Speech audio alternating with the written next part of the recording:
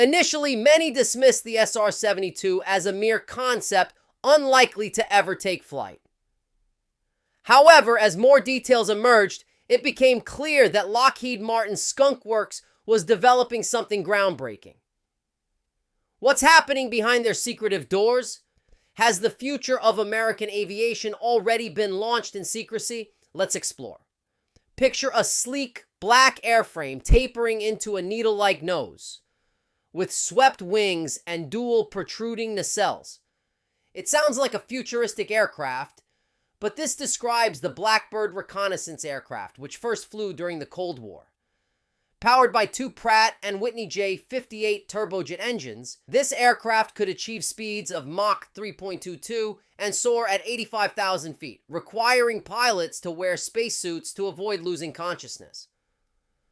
With the smallest radar cross-section Lockheed could achieve at the time, it also represented an early effort in stealth technology.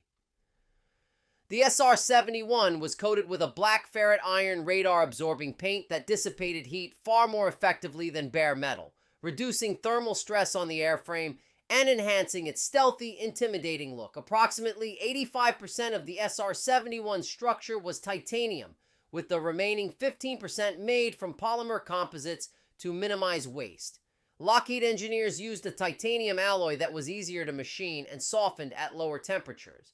However, the extreme heat generated during Mach 3 plus flight demanded unique design solutions. For instance, the SR-71's main skin panels were corrugated, not smooth, leading aerodynamicists to humorously dub it the Mach 3 Ford Tri-Motor, referencing the corrugated aluminum skin of the earlier aircraft.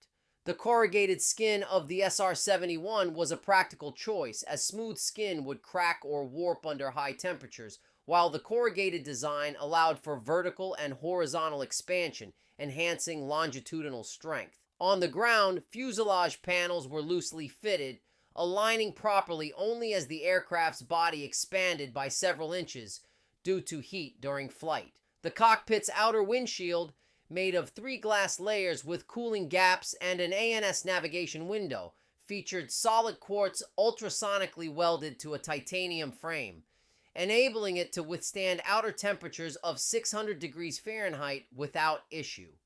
The SR-71 was engineered to be nearly invisible to enemy radar, incorporating measures like cesium-based fuel additives to minimize the radar signature of its exhaust plumes.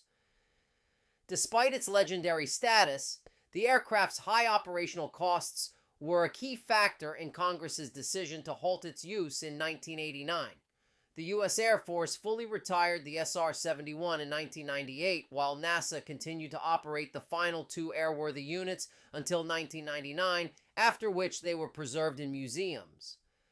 As time progressed, the need for a hypersonic successor to the SR-71 grew increasingly urgent.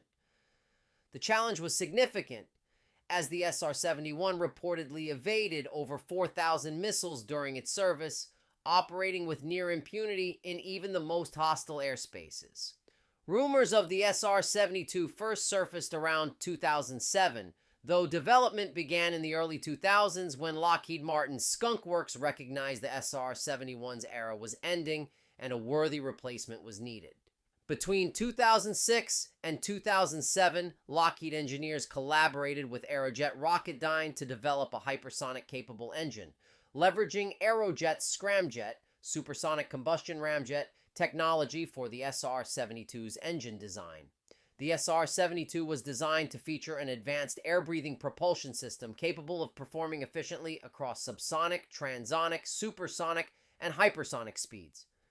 While turbojets excel from standstill to Mach, 2.2 ramjets struggle below Mach 0.5, but shine between Mach 3 and 6. The ideal solution for the SR-72, dubbed the Son of Blackbird, was a turbine-based combined cycle TBCC system. This integrated a turbine engine for takeoff, acceleration, and landing, paired with a scramjet for high-speed flight.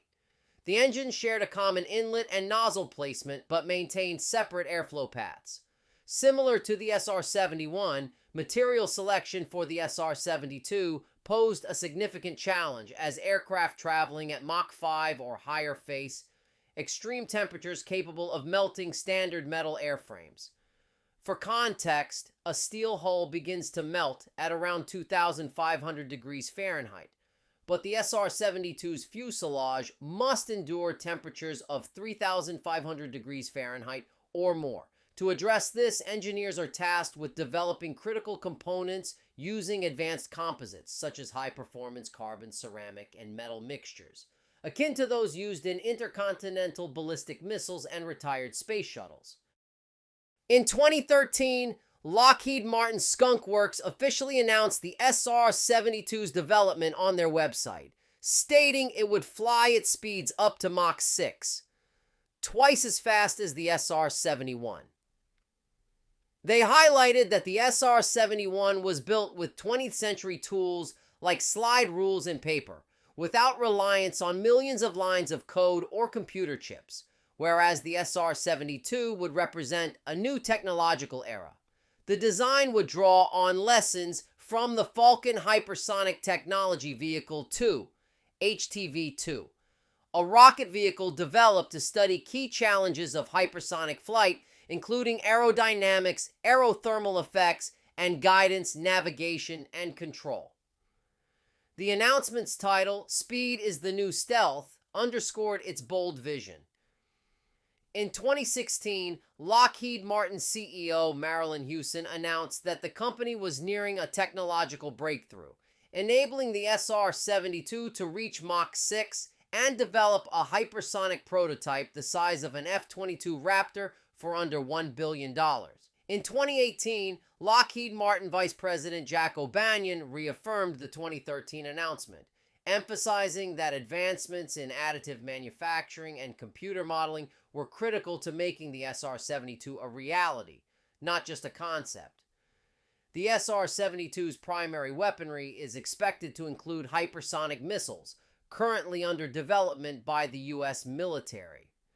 Critics note that launching such missiles at high speeds presents significant engineering challenges due to extreme pressure and heat. However, Lockheed Martin previously demonstrated the feasibility of launching air-to-air missiles at speeds exceeding Mach 3 with YF-12 interceptor prototypes. Additionally, Skunk Works collaborated with the creators of Top Gun, Maverick, to design the fictional hypersonic aircraft DARKSTAR, which bears resemblance to the SR-72. About a month before Top Gun, Maverick hit theaters. John Nielsen, Lockheed Martin's communications director for Europe, the Middle East, and Africa, tweeted that the film's trailer featuring the DARKSTAR aircraft offered a glimpse of what could be the SR-72, the successor to the iconic SR-71 Blackbird. Amusingly, Skunk Works' realistic depiction of the DARKSTAR was so convincing that China reportedly redirected a spy satellite to photograph the fictional plane, mistaking it for a secret U.S. experimental aircraft, according to producer Jerry Bruckheimer.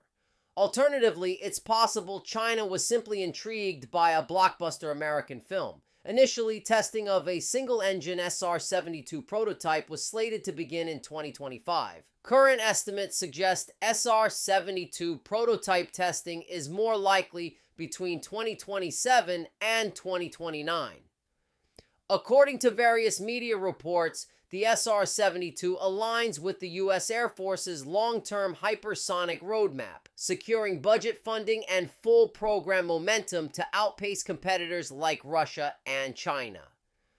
However, the project's ambitious scope raises questions about the funding Lockheed Martin will require for one of the most significant military endeavors in decades.